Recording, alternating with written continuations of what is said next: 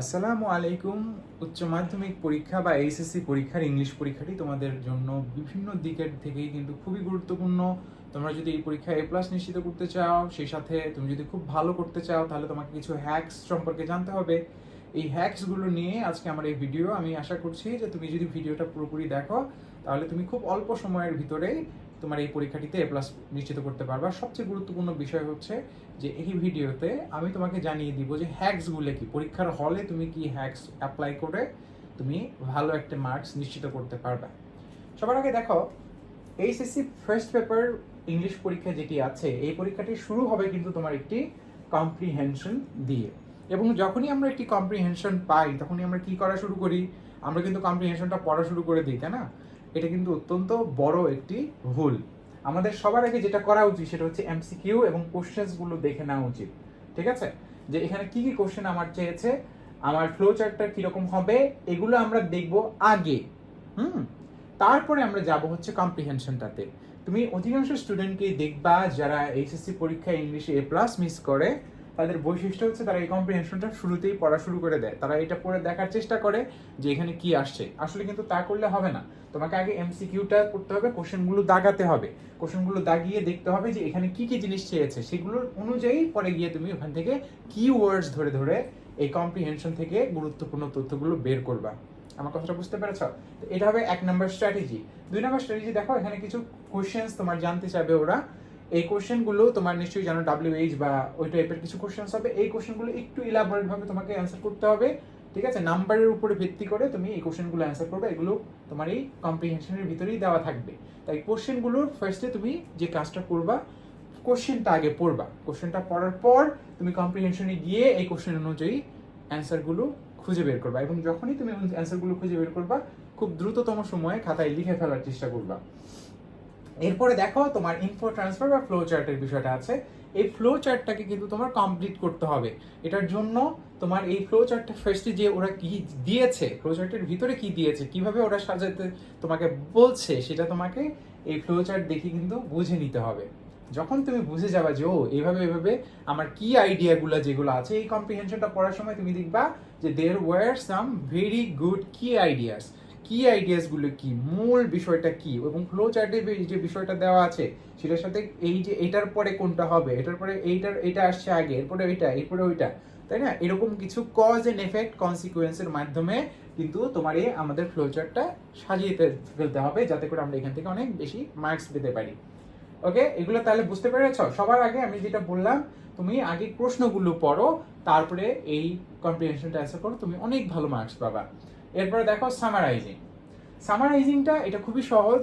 তোমাকে যেটা করতে হবে, এই কম্প্রিহেনশনটা যে ইলাবোরেট ভাবে যদি তোমার ওইটা দেওয়া থাকে অথবা অন্য কোনো সামারি দেওয়া থাকে, সেই যে যে টপিকটা তোমার সামারাইজ করতে হবে, সেই টপিকটাকে তুমি সুন্দরভাবে সামারাইজেশনটা করবা। সামারাইজেশন মানে আর কিছুই না, এটা হচ্ছে যে একটা ইলাবোরেট জিনিসকে তুমি অন্যরকম ভাবে লিখবা।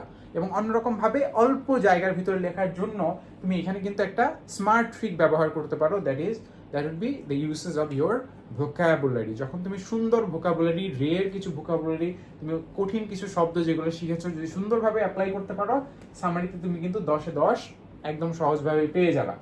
এরপরে দেখো, ক্লুজ টেস্ট উইথ ক্লুজ আছে এবং ক্লুজ টেস্ট উইদাউট ক্লুজ আছে। এখানে দেখো কোনটা কঠিন বলো তো? অবশ্যই এই ক্লুজ টেস্ট উইদাউট ক্লুজ যেটি সেটি কিন্তু সাধারণত কঠিন হয়ে থাকে। তুমি যদি এই উইথ ক্লুজ যেটা আছে এটা যদি না পারো, তাহলে কিন্তু পরেরটা তুমি একদমই পারবে না। এই জন্য একটা জিনিস বোঝো যে তোমার উইদাউট ক্লুজ যেটা আছে, এটা করার সময় একটু কেয়ারফুল থাকতে হবে এবং যে ওয়ার্ডগুলো ওখানে অ্যাপ্রোপ্রিয়েটলি বসবে, যেমন ইরাডিকেশন অফ পভার্টি আমরা বলতে পারি, তাই না? তো ইরাডিকেশন কিন্তু এখানে কিন্তু তোমার সাধারণত অন্য ওয়ার্ড, রিমুভাল অফ পভার্টি কিন্তু আসে না, ইরাডিকেশন আসে। সো তোমাকে কিন্তু অ্যাপ্রোপ্রিয়েট ভোকাবুলারিটা চুজ করতে হবে যখন তুমি উইদাউট ক্লুজ করবা। আর যখন উইথ ক্লুজ বা উইদাউট ক্লুজ যেটাই করো, এখানে দেখো কিন্তু দুটো মিলিয়ে প্রায় 15 মার্ক রয়েছে, অনেকগুলো মার্ক। এই মার্কগুলো নিশ্চিত করার জন্য তোমাকে এখানে সাবজেক্ট ভার্ব এগ্রিমেন্টের ব্যাপারে খেয়াল রাখতে হবে। যেমন হি গো টু স্কুল হবে না হি গোস টু স্কুল হবে, তাই না? তো এরকম কিছু কিছু ব্যাপার আছে সেগুলো কিন্তু আমাদেরকে এই যে ভার্বের সাথে যে তোমার সাবজেক্টের যে একটা এগ্রিমেন্ট, সেটা মেনটেন করে তোমার ওটা দেখতে হবে। যে ওইখানে এস হবে কি না, এটা কি থার্ড পার্সন সিঙ্গুলার কি না, হ্যাঁ, তো ওগুলাকে দেখে কিন্তু আমার এই জিনিসটা বসাইতে হবে। আর শুধু তাই না, এখানে টেন্সটাও কিন্তু তোমার ঠিক রাখতে হবে। অনেক স্টুডেন্টরা এগুলো কিন্তু ফিল আপ করে দিয়ে আসে, সঠিক জিনিসটাই বসায়, কিন্তু যদি দেখা যায় যে টেন্সের জায়গা থেকে তার কিছু সমস্যা থাকে, তার অন্য কোনো জায়গায় সমস্যা থাকে, এই কারণে কিন্তু নাম্বারগুলো কেটে দেওয়া হয়। এবং এটা একটু রিচেক করবা যখন তুমি জমা দিয়ে দেবে তার পূর্বে। তাহলে দেখো এখানে তোমার ক্লুজ স্টেট উইদাউট ক্লুজ যেটা, সেটা একটু কঠিন হবে। এটা তোমরা লাস্টের দিকে, একটা কথা হচ্ছে ইংরেজি পরীক্ষার আগের দিন পরীক্ষার হলে যাওয়ার আগ পর্যন্ত কিন্তু তোমার পড়া উচিত। কারণ হচ্ছে এই যে ক্লুজ স্টেট উইদাউট ক্লুজ যেগুলো আছে, সকালবেলা উঠে যদি তুমি এগুলো একটু পড়ো, তারপরে হচ্ছে যে এই যে ক্লুজ স্টেট উইথ ক্লুজ যেটা আছে সেটা একটু পড়ো, এবং তারপরে তুমি এই যে সামারিগুলো ওরা কিভাবে লিখেছে এগুলো একটু দেখে যাও, তাহলে কিন্তু তোমার নাম্বার অনেকাংশেই বেড়ে যাবে। তাহলে আমাদের এই স্ট্র্যাটেজিটা নিশ্চয়ই বুঝেছো যে তোমাকে এই কম্প্রিহেনশনটা পড়ার আগে কোশ্চেনগুলো পড়তে হবে, কোশ্চেনগুলো অনুযায়ী তুমি তোমার এই কম্প্রিহেনশনটা পড়বা, পড়ার পরে অ্যান্সারগুলো তুমি ওইভাবে করবা, এবং তারপরে এই ক্লুজ স্টেট উইদাউট ক্লুজ এবং ক্লুজ স্টেট উইথ ক্লুজে তুমি কি করবা, সাবজেক্ট ভার্ব এগ্রিমেন্ট মেইনটেইন করে তুমি বসাবা, অ্যাপ্রোপ্রিয়েট ওয়ার্ডগুলো খুঁজিয়ে বসানোর চেষ্টা করবা, তাহলে তোমার জন্য কিন্তু নাম্বার পাওয়া খুব সহজ হবে। এরপরে চলো আমরা পরের পার্টে চলে যাই। এরপরে দেখো আমাদের কাছে কি কি আছে। আমাদের কাছে আছে রিঅ্যারেঞ্জিং। রিঅ্যারেঞ্জিংটা এটা কিন্তু একটু কঠিন, আমি তোমাদেরকে বলবো, কিন্তু এখানে কিছু সিক্রেট আছে। এক নাম্বার সিক্রেট হচ্ছে যে ফার্স্টের যে ইটা আছে তোমার রিঅ্যারেঞ্জের যে বিষয়টা আছে, ওখানে দেখবা যে ওয়ান্স আপন এ টাইম, লং এগো, এরকম করে যেটা লেখা থাকে ওটা কিন্তু এক নাম্বার হবে। এক নাম্বারটা ধরা কিন্তু খুব সহজ। তারপর তুমি যেটা করবা সেটা তুমি দেখবা যে দু একটার পরে সো আছে, দেয়ার ফর আছে, এগুলা ডেফিনেটলি বুঝতে পারবা পরে হবে। এবং ফাইনালি বা ইভেন্চুয়ালি থাকলে বুঝতে হবে কি এগুলা লাস্টের দিকে হবে, ফাইনালি ইভেন্চুয়ালি। তাহলে এভাবে তুমি একটা সিকোয়েন্স তৈরি করে ফেলতে পারবে। এখন একটা জিনিস খেয়াল করে দেখো, রিঅ্যারেঞ্জিং করার সময় আমরা কিন্তু একটা ভুল করে ফেলি, আমরা কোনটা আগে হবে পরে হবে সেটা অনেক সময় বুঝতে পারি না। যদি এরকম হয় যে তুমি এইচএসসি পরীক্ষায় গেছো, ওখানে তুমি একটা রিঅ্যারেঞ্জিং দেখলা যেটা তুমি পারছো না, তোমার আশপাশের ফ্রেন্ডরা পারছে না, কেউ পারছে না, তাহলে কিভাবে তুমি করবা এটা? এক্ষেত্রে তোমার যেটা করণীয় হবে, তুমি এই যে রিঅ্যারেঞ্জিংটা আছে এটাকে বাংলায় অনুবাদ করে নাও। তুমি একবার দেখো যে বাংলায় তুমি অনুবাদটা যদি লেখো, তাহলে তোমার ব্রেনের ভিতরে ক্যাচ করে ফেলবে যে হ্যাঁ ও রিঅ্যারেঞ্জিং এটা এইভাবে করতে পারবো আমি, তাই না? তখন তোমার কাছে এটা খুবই খুবই সহজ হয়ে যাবে। ওকে, তো এইভাবে আমরা কিন্তু রিঅ্যারেঞ্জিংটা খুব সহজেই করে ফেলতে পারি।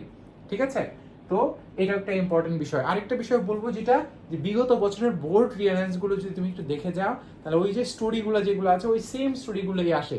এই কারণে ইন্টারমিডিয়েট যখন তুমি ইংলিশ পরীক্ষা দিতে যাচ্ছ, অবশ্যই পরীক্ষার হলে যাওয়ার আগ পর্যন্ত, ঠিক আছে, আধা ঘন্টা আগ পর্যন্ত তুমি যদি একটু দেখে যাও, দু একটা জিনিস কিন্তু তুমি হুবহু কমন পেয়ে যেতে পারো। এবং যখন তুমি হুবহু কমন পেয়ে যাও, ফুল নাম্বার একদম নিশ্চিত হয়ে যাবে। তবে যে টেকনিকটা আমি বললাম, অনুবাদ করেও তুমি এটাকে অ্যান্সার করতে পারো। এরপরে দেখো বাকি যে জিনিসগুলো আছে এগুলো কিন্তু থিওরিটিক্যাল। এই থিওরিটিক্যাল জিনিসগুলো খুব সহজ। প্যারাগ্রাফগুলোর ক্ষেত্রে তোমার সাধারণত প্রবলেমসগুলো নিয়ে কিছু প্যারাগ্রাফস থাকে, সেক্ষেত্রে তোমরা নিশ্চয়ই জানো যে আমরা সেই প্যারাগ্রাফগুলোকে এভাবে লিখতে পারি যে we should work to solve this problem, government should take actions against this problem. ঠিক আছে, আর যদি কোনো ডেসক্রিপটিভ কোনো বিষয় নিয়ে কোনো কোশ্চেন থাকে, প্রবলেমগুলো নিয়ে কোশ্চেন আসলে আসলে প্যারাগ্রাফ আসলে কিন্তু এটা খুবই সহজ। কিন্তু যদি তোমার প্রবলেম থেকে প্যারাগ্রাফস না আসে, তখন অন্য কোনো যে ফর্মে আছে সেই ফর্মে তুমি প্যারাগ্রাফটা লিখে রাখবা। আর ট্রাই করবা এখানে যে কোশ্চেনগুলো দেওয়া থাকে সেগুলোর কিওয়ার্ডস ধরে ধরে একটা ব্রেন স্টর্মিং করে তুমি প্যারাগ্রাফটা লিখে ফেলবা। এরপরে দেখো ইমেইল লেখা আছে, এটাও খুব সহজ। আমরা তো ইমেইল লিখতেই পারি। ঠিক আছে, আমরা ফার্স্টে গ্রিটিংস দিব, তারপরে হচ্ছে আমরা তোমার যে যাকে লিখছি ওটার যে ফরম্যাটটা আছে ফরম্যাটটা তুমি ফলো করবা। ঠিক আছে, তারপরে তুমি গ্রিটিংস করে তুমি বলবা যে hope that you are doing good. তো এই ধরনের জিনিসগুলো দিয়ে লাস্টে তুমি ফিনিশিং পার্টটা দিয়ে তুমি মেইল শেষ করে দিবা। এরপরে দেখো 10 নম্বরটা একটু ক্রিটিক্যাল, এটা হচ্ছে তোমার গ্রাফ বা চার্টের যে বিষয়টা আছে। গ্রাফস বা চার্টস যেগুলো আছে সেগুলোকে তুমি কিভাবে সলভ করবা। ফার্স্টে দেখো এই জিনিসটাকে তোমার ডেসক্রিপশন করতে হবে, এটার বর্ণনা দিতে হবে। তাহলে গ্রাফসের ভিতরে তুমি যদি দেখো, গ্রাফসগুলো সাধারণত অনেক রকম হয়, আমি দু একটার কথা বলছি। একটা হয় তোমার হচ্ছে ফ্লাকচুয়েটিং গ্রাফ, যে উঁচু নিচু হচ্ছে, তাই না, একবার বাড়ছে কমছে, এটাকে আমরা বলি হচ্ছে ফ্লাকচুয়েটিং, মানে ওঠানামা করা জিনিস যেটা। তারপরে একটা আছে গ্রোয়িং ট্রেন্ড, যে উপরের দিকে উঠতেছে, তাই না, ধরো বাংলাদেশের জনসংখ্যা কি বেড়েই চলেছে, so it's a growing trend. আবার একটা আছে ডিক্রিজিং ট্রেন্ড, একটা নামতেছে। তো ওই রকম যদি তোমার থাকে এই বার চার্ট থাকে বা যে কোনো চার্ট থাকে, ওটার যে কার্ডগুলো আছে তোমাকে এটা বুঝতে হবে যেটা কি উপরের দিকে উঠছে নিচের দিকে নামছে, না উপরে নিচে এরকম করছে, ফ্লাকচুয়েট করছে। তো ওটা তুমি দেখবা। আর এখানে তুমি বিভিন্ন রকম ওয়ার্ড ইউজ করবা, যে we can observe that, we can see that, we can take notice that, we are understanding that, we are realizing that, এই জিনিসগুলো দেখবা। তারপরে তুমি সো, দেয়ারফোর, এই যে বিভিন্ন কানেক্টরসগুলো আছে এগুলো ব্যবহার করবা, ঠিক আছে?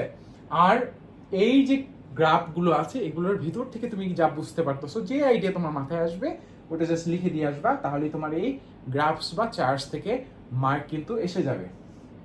এরপর আসতেছে স্টোরি কমপ্লিশন। স্টোরি কমপ্লিশন অনেক ইজি।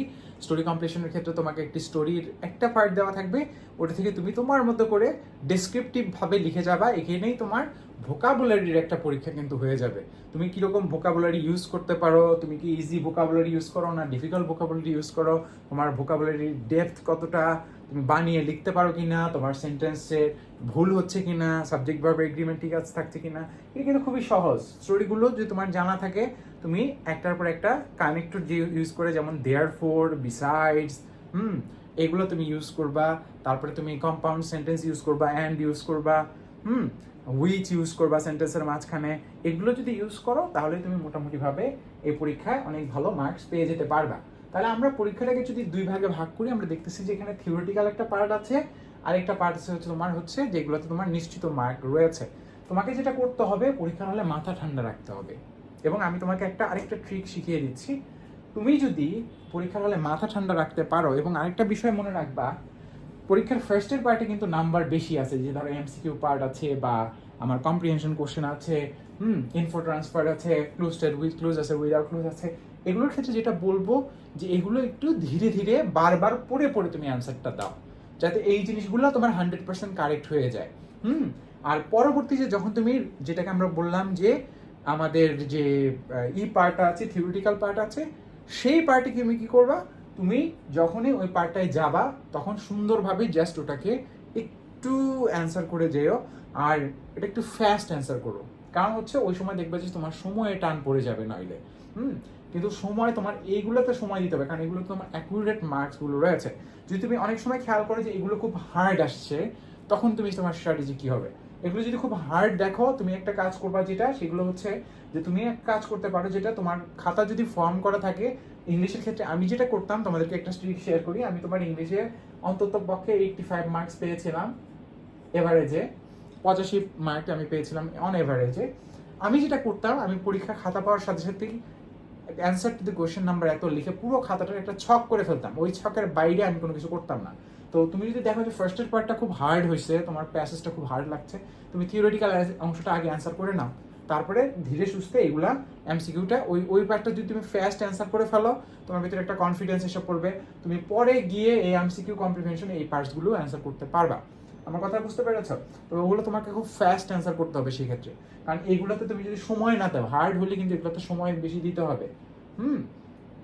তো অনেক সময় স্টুডেন্টরা করে কি, যে এগুলো খুব হার্ড আসলে এগুলো অ্যান্সার করতে যায়, এগুলো করতে যে অনেক বেশি চিন্তা করে ফেলে, দুশ্চিন্তা করে ফেলে, পরে এগুলোর অ্যান্সার তো হয়ই না, উল্টো গিয়ে এসে বিপদে পড়ে। সাধারণত কিন্তু এত হার্ড হয় না। তোমার জেনারেলি এভাবে করা উচিত যে তুমি এমসিকিউ বা এই যে পার্টগুলো যেগুলোতে নিশ্চিত মার্ক আছে এগুলোই আগে দেওয়া উচিত। কিন্তু যদি তুমি দেখো যে না, এগুলো খুবই তোমার কাছে ডিফিকাল্ট মনে হচ্ছে, খুবই কমপ্লেক্স মনে হচ্ছে, তাহলে রচনামূলক পার্ট দিয়ে ওটা তুমি দেখবে যে মোটামুটি সহজ হবে, ওটা তুমি অ্যান্সার করে কমফোর্ট ফিল করো আগে, তারপরে তুমি এসে এইভাবে করে ফেলো, তাহলেই তুমি এই পরীক্ষাটিতে খুব ভালো করতে পারবা। ঠিক আছে? ওকে, সো ইংলিশে তুমি এই ট্রিকগুলো ইউজ করে খুব সহজেই এ প্লাস পেতে পারবা। তোমাদের সবাইকে ধন্যবাদ জানিয়ে শেষ করছি। আমাদের এখানে একটা কোর্স আছে, সেটা হচ্ছে যে তোমাদের এক্সাম স্ট্র্যাটেজি কোর্স।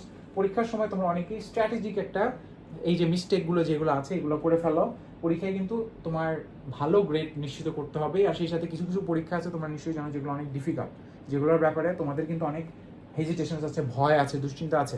সো এই সময়টা আমি যে কাজটা করি, তোমাদের ভিতরে যারা ভর্তি হয়েছে জানো যে আমরা এখানে তোমাদের ভিতরে যে দুশ্চিন্তা আছে, উদ্বেগ আছে, যেটা এই জিনিসটাকে আমরা একদম সলভ করে দেওয়ার চেষ্টা করি। আর আরেকটি জিনিস যেটা করার চেষ্টা করি, যে তুমি বেস্ট প্রিপারেশনটা নিতে পারবা কিভাবে স্বল্প সময়ের ভিতরে। তো এইভাবে এই প্রোগ্রামে তুমি ভর্তি হতে পারো। আমার হোয়াটসঅ্যাপ নাম্বারে যোগাযোগ করলে আমি তোমাকে অ্যাডমিট করে দেবো। তো মোস্ট ইম্পর্টেন্ট জিনিস হচ্ছে যে মাথাটাকে ঠান্ডা রাখতে হবে। ইংলিশ পরীক্ষার কিন্তু এটা মাথা ঠান্ডা রাখার খেলা, প্রচুর সময় পাবা তুমি পরীক্ষার হলে। সো ওটা নিয়ে তুমি চিন্তা করো না, তুমি মাথাটা ঠান্ডা রেখে পরীক্ষাটা দাও। আর প্রত্যেকটা প্রশ্নের উত্তর নির্ভুল হয়েছে কিনা এটা একবার যখন তোমার লেখা শেষ হবে বারবার চেক করো, তাহলেই তুমি A+ বা খুব ভালো রেজাল্ট করতে পারবা। তোমাদের সবাইকে অসংখ্য ধন্যবাদ।